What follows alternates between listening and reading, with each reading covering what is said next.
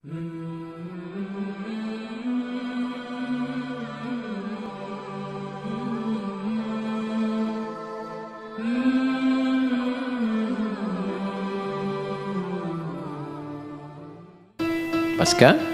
kematian sampai ke ujung yang tidak ada sekatnya lagi disebut akhirat namanya. Jelas ya? Ujung yang tidak ada sekatnya disebut apa? Akhirat. Wabil akhiratihum mungkin. Pelan-pelan. Tadi kan kita yakin setelah wafat itu ada kehidupan kan? Ini yang harus terpatri nih. Sebab kalau orang tidak meyakini ini, maka dia merasa hidupnya untuk dunia saja. Ini yang menjadikan seseorang itu memanfaatkan semua kegiatan dunia seperti apa yang dia inginkan. Makanya kalau ditanya, kenapa kok harus mabuk-mabuk begitu? Kapan lagi, kan hidup cuma sekali. Gitu? Setelah ini kan nggak ada hidup lagi. Nah itu sebetulnya kata-kata itu sudah terlambat. 15 abad lalu orang jahiliyah sudah punya kata-kata itu. Wa ma yuhlikuna illa dahar. Kita itu hidup cuma sekali.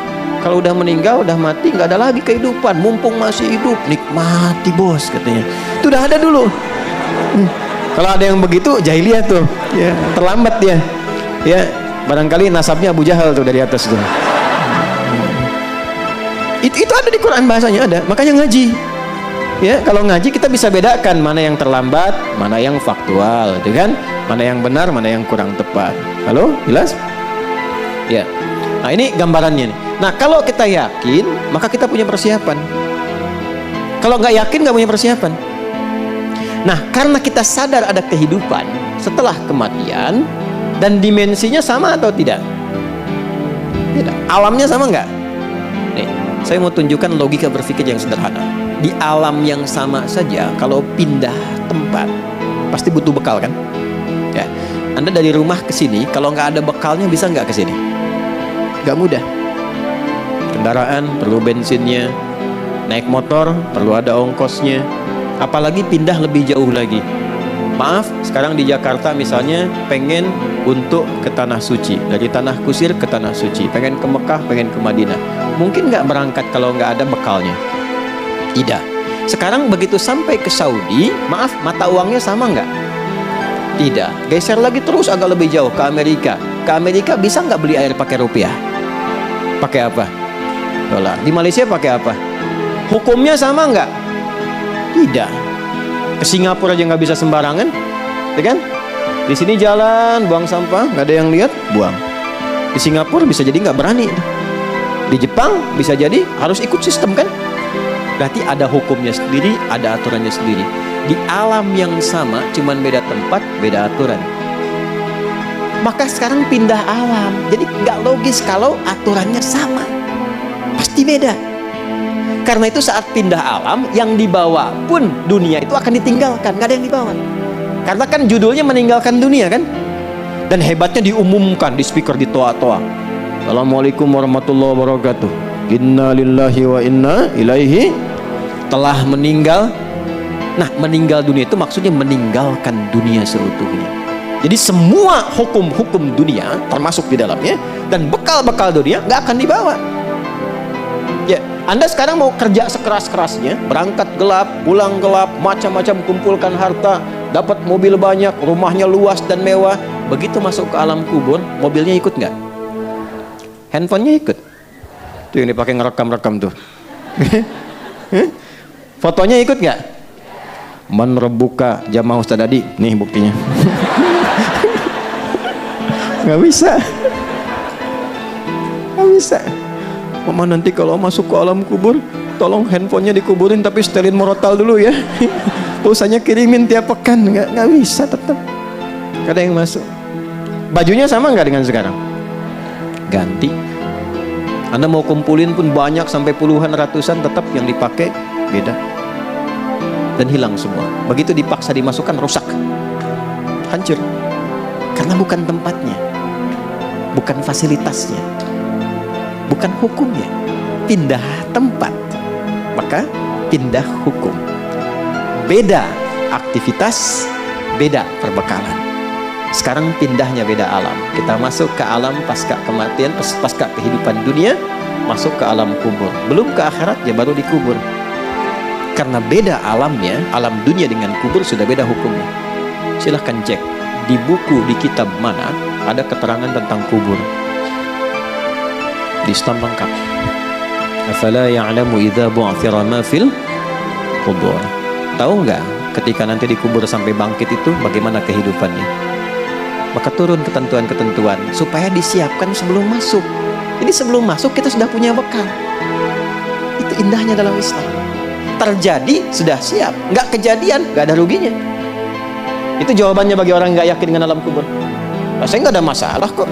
Kalau nggak kejadian ya nggak apa-apa, nggak ada ruginya bagi saya. Tapi kalau kejadian situ yang rugi, ya kan?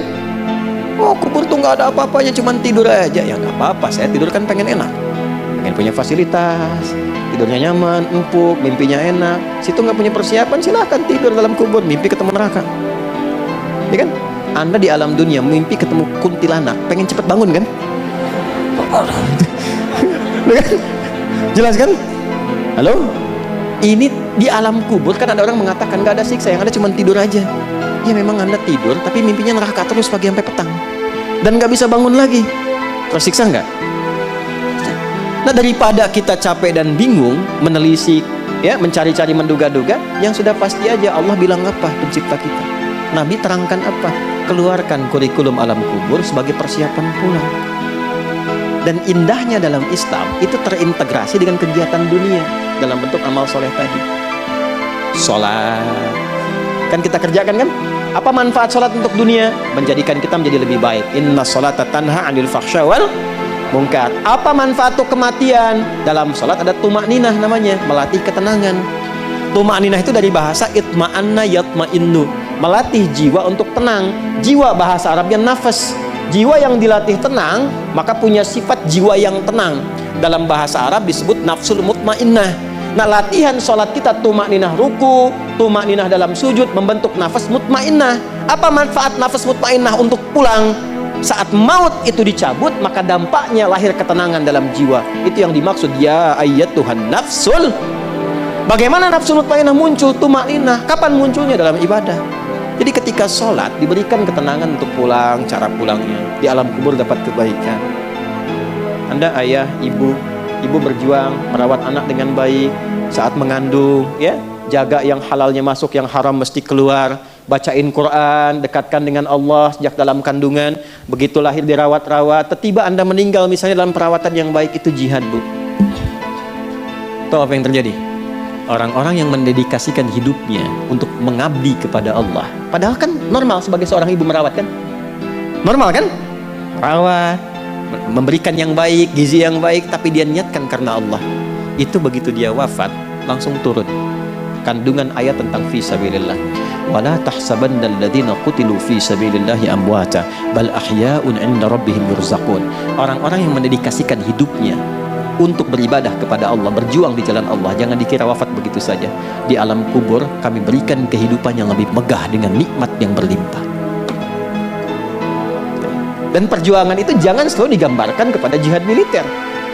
Itu ketika ada tuntutan, ketika nggak ada, keluarkan. Makanya belajar apa kurikulumnya menjadi jihad, perjuangan yang baik karena Allah.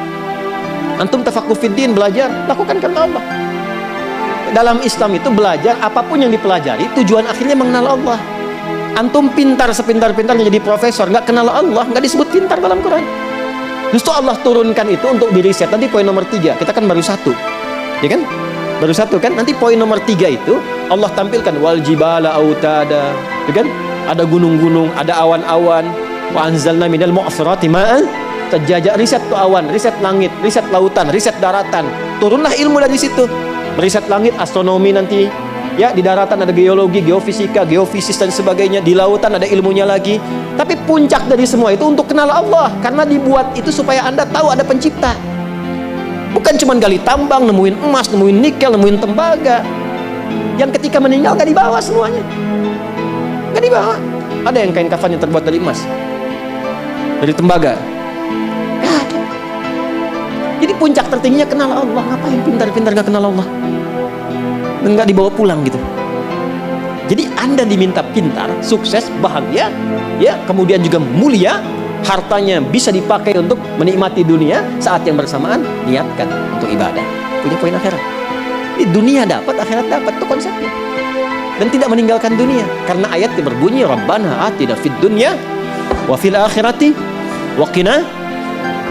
Itu ada keseimbangan. Karena kita yakin kehidupan akhirat, maka turunkan kurikulum. Maka di sini ada kurikulum Quran. Pendahuluannya Quran surah kedua ayat 153 sampai 157. Kemudian Quran surah ketiga Ali Imran ayat 169 sampai dengan ayat 172 bersama. Terakhir, puncaknya bisa tutup di sini.